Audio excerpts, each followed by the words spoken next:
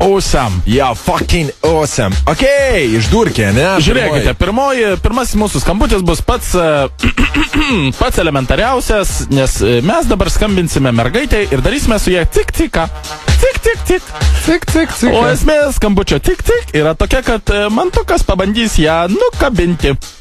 O kai jis ją nukabins, tada aš pasakysiu ir tada jisai turės pasakyti nuostabią frazę.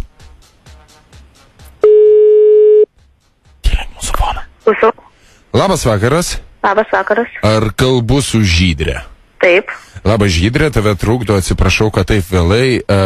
Raigardas, aš esu iš Lietuvos muzikos ir teatro akademijos. Aš žinau, kad tu esi, tai taikomąją istoriją mokaisi, ne? Taip. Dėstytojas man davė tavo telefono numerį ir sakė, kad tu esi pirmos grupės seniūnė ir labai stropė mergaitė.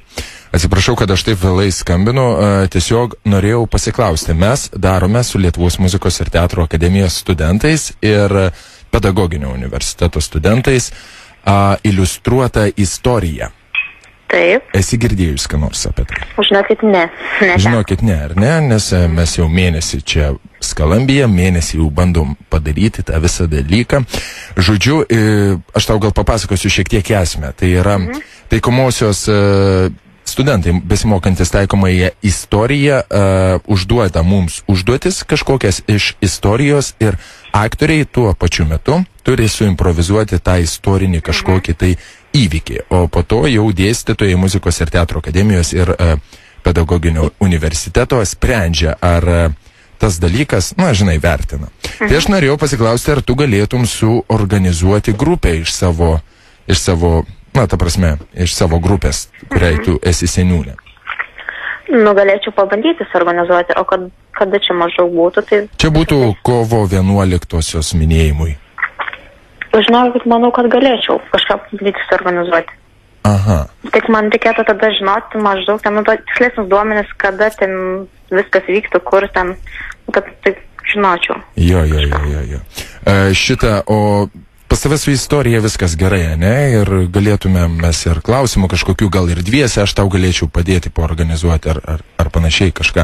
Mes galėtume gal kokią dieną po paskaitų susitikti, ar aš ištaikyčiau kokį tai tarpelį paskaitų metu. Galėtume, aš nežinau, kur čia ir timiau. Pavyzdžiui, aš trečiuosiuose rūmuose dirbu ir ten yra kofeinas. Galėtume prie kofeino susitikti ir tau būtų arti ir man nelabai toli kažkokią tai dienelę. Galėtume bandyti susitikti. O tu žinai Radvilą Rudąjį? Žinokit, ne.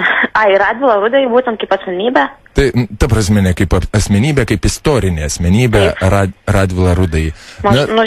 Šiaip žinau tokią asmenybę. Aha. Tai aš norėčiau padaryti tavo Rudąją. Tai va, ir susitiktume mes kofeinė ir ruda. Atsiprašau.